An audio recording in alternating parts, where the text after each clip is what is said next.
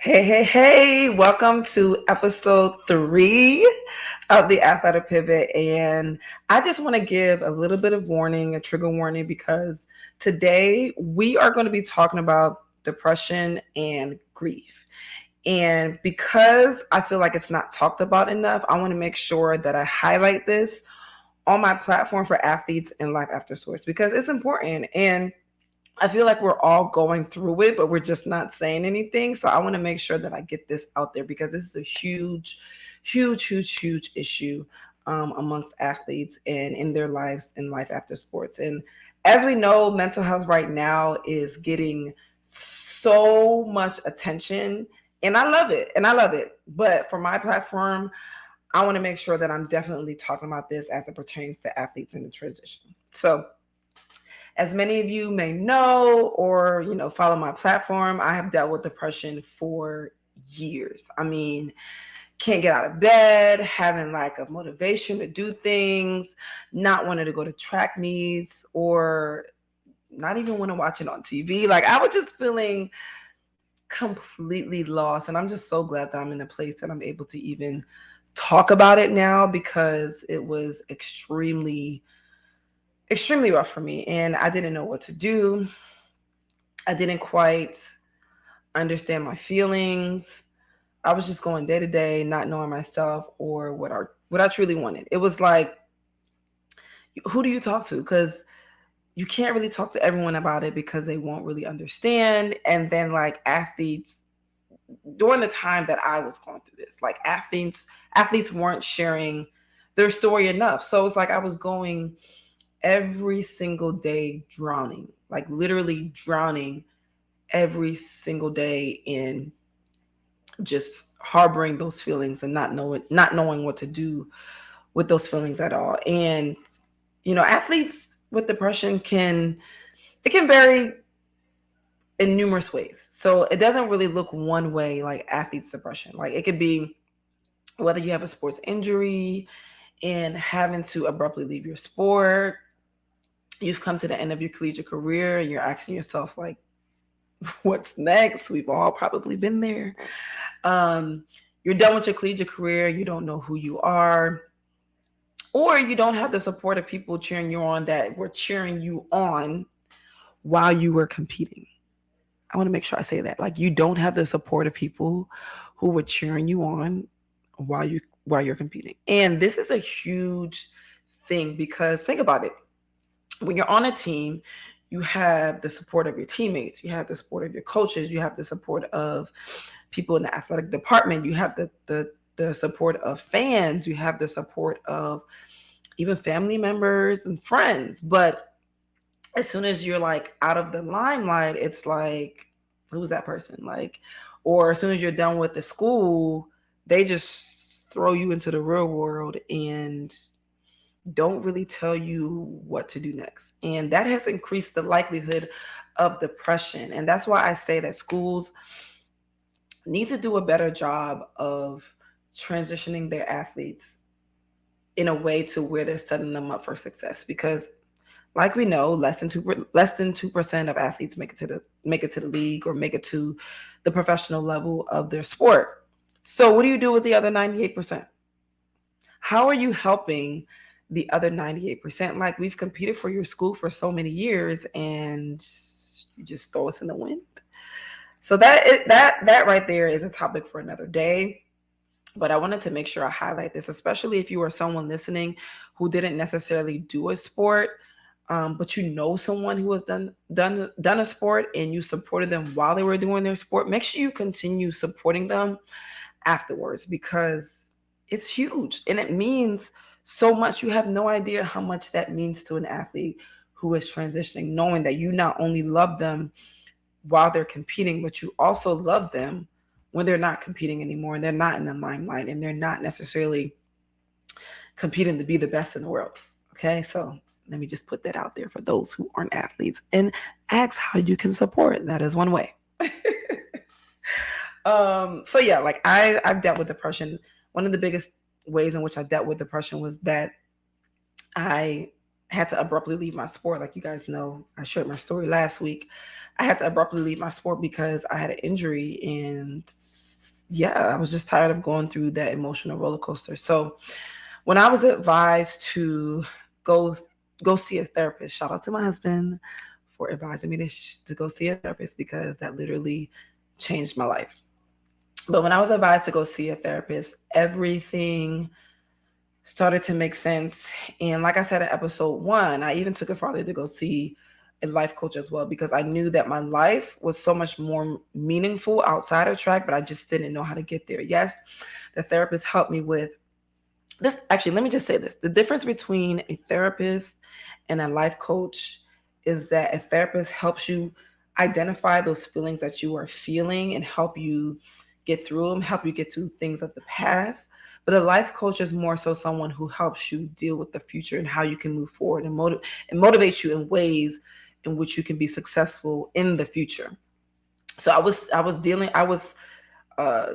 was seeing a therapist and a life coach who helped me with both of those aspects. So I do highly suggest that you see both a therapist and both a life coach. Um, but yeah, I knew that my life was much more meaningful outside of track. I just didn't know how to get there. What I began to realize is that after going to therapy was that I was grieving. So again, I said I was going to be talking about depression and grief today, and my depression kind of made me realize that I was grieving. You know, you don't really think about grieving your sport. You kind of think about grieving a loved one, or possibly losing a pet and you going through that grief, but you don't really think about the grief of losing your sport. And that makes so much sense. I didn't even realize that was a thing. I didn't realize that was a thing. So I wanted to make sure that I pinpointed that today and that I actually talked about it, because you've been doing your sport for so many years, and for whatever reason, it just abruptly stops and you don't know what's happening. You don't know where you're going next. It's like someone just takes a dagger and just stabs you in the heart, and it's truly heartbreaking. So you're grieving, you're going through grief when you are dealing with depression sometimes. And what I want to say about that is that it is totally okay to grieve. If you need to cry it out, that's okay. If you need to hit a punching bag, that's okay too. Because you are losing a part of you that you've had for so many years. And maybe you're going to use that part of you in a different way later on. But in this moment, you are losing a part of you that you have probably known since you were a little girl or since you were a little boy. Okay. So I want to make sure that you know that, hey, you might be grieving and it's okay. And you are not the only one that has gone through this grief, and you will get through it. Now, before getting through it and before discovering your purpose, you're going to go through some stages of grief. And it can look a various amount of ways. Okay. So a part of grief, as we already know, is depression. This is something that's commonly identified by your sport. When it's time to transition out of your sport, you feel lost, you don't know what to do, you don't know how to identify yourself. So you're feeling hopelessness, you're feeling anxiety, you're feeling loss. That's depression. All of that arises when you're grieving and you're going through depression. Something else that you might not realize that you're going through is feeling like a failure. And this is also common as well. This is a feeling that is definitely especially true for athletes who are experiencing career-ending injuries. So if an athlete is forced to stop because of an injury, they often feel as though they didn't get a fair opportunity to really reach their full potential. And in my aspect, I was one of those athletes who actually went through that, who didn't really get to experience the full potential of transitioning properly, because I had to abruptly leave my sport because of my hamstring injury. And I didn't really know how to deal with it. And I was just feeling like a failure, because I was like, man, I didn't really get an opportunity to really reach the level in which I wanted to reach because of my injury. So this is something that is real. This is something that actually does happen And just know that you're not alone with that. Another thing that you may experience is denial. You might be in denial, and that's okay too, but you have to know like when you are experiencing denial and how to get out of that denial. Because some athletes can't completely accept the fact that they won't compete in their sport at a high level again. Sometimes that's reality for some of us. Like, we're not, most of us, 98% of us, that's reality. You are not going to compete in your sport at a high level again. And that's hard for some people to accept. It's really hard for some people to accept. I get it. We all get it, right? Because it's like, what the heck am I going to do now? Nah, this is not me. This is not my reality. Nah, I'm gonna make it. Nah, I'm gonna keep trying. Like, I'm gonna keep doing the thing. But sometimes you are in denial, and sometimes it's that time to transition out of your sport. And the last thing that I want to highlight is lack of commitment, and this is huge. This is so huge because life after sports requires a different type of commitment. A different type of commitment than competing for your sport. And oftentimes it's hard for athletes to commit to something that is not directly linked to their goal within their sport. And it really does lead to a lack of, or it leads to inconsistency, and it leads to a lack of discipline. Because it's like, what am I going to do now that I can set a goal for myself that I'm actually really going to like? That is a big struggle. That is a big struggle amongst a lot of athletes, and it's real. And I went through it, dealing with the lack of commitment. But I was setting goals for myself for things that I really truly didn't want to do. I was still discovering who I was, what exactly I wanted to do. And once I found this platform, I'm like, yes, let's set these goals. Let's make this podcast. Let's help people in ways in which, that they didn't know they could be helped. So you will get there. But just know that those are some real things that you might experience. Depression, grief, lack of commitment, feeling like a failure, denial. I want to make sure I'm putting these things out there so that you guys know that these are things that you may go through. Okay. So even though that these are things that you may go through, please remember that everyone's journey may look a little different. Maybe you may go through something that I didn't state here, but it's all in the same narrative. Or maybe you are going through something that I did state here and you can relate to. But just remember that as athletes that are transitioning, we go through it. It's just reality. It's a hard reality to accept, but we go through it. And just speaking from experience, I have a couple of things that I want to make sure that I recommend to you guys. Even though I've stated all these things, I got to recommend some things to you guys as well. Okay. So the first thing is definitely, please make sure you go see a therapist. And some people don't know that either their insurance or their jobs may cover therapy sessions. So this is something to please definitely look into. Okay. A resource that I'm actually going to provide, which is going to be in the link in my bio, is a website that provides you with a list of therapists that you can see that are definitely providers for sports therapy. I'm so excited about this. So excited about this because these are people that are specifically going to work with you in sports therapy.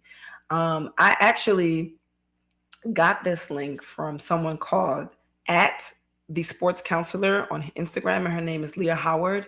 And she actually allowed me to share this resource in my bio because she is a sports counselor that focuses on, sports therapy. And she has created a list of counselors who are willing to work with athletes to help them with their transition, or maybe help them even if they're still in the sport, just to help a total athlete.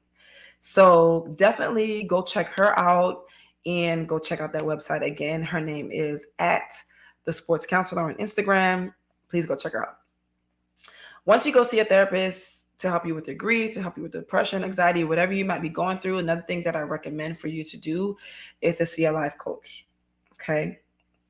This is just me throwing a quick plug out there because your girl just became certified to become a life coach. However, I haven't started services yet. I'll probably start, not probably, I will be starting next month, meaning February. But definitely see a life coach, because after you see a therapist, you want to work on how you can become better in the future. And that's how a life coach can help you. Can help you navigate your life and help you figure out which area in your life that you want to go through, and help you narrow down goals that are attainable to where you want to be in life. Um, and if you aren't already seeing a therapist or can't afford to see a therapist, don't be afraid. This is my next tip.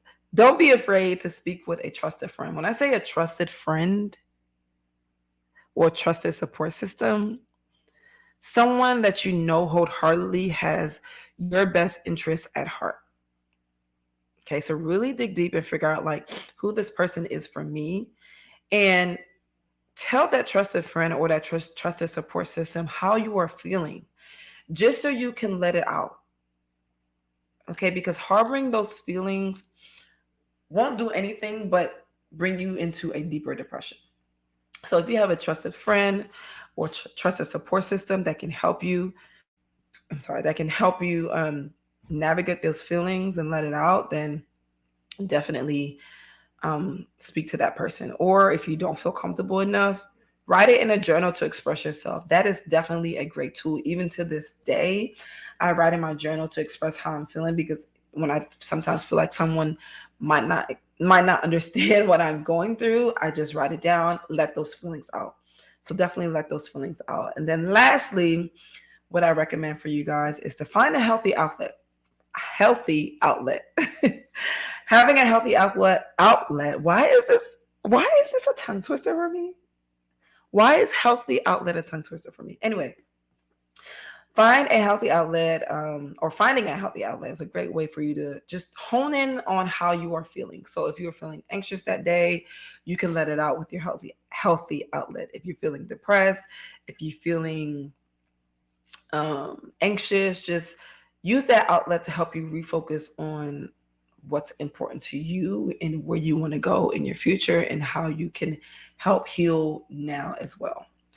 So, yeah, guys, this is episode 3 of depression and grief. And hopefully, this was helpful for you. And hopefully, you can relate and just use the tools that I suggested today. So, I hope you guys take this and use it and become better athletes in life after sports. Bye, guys.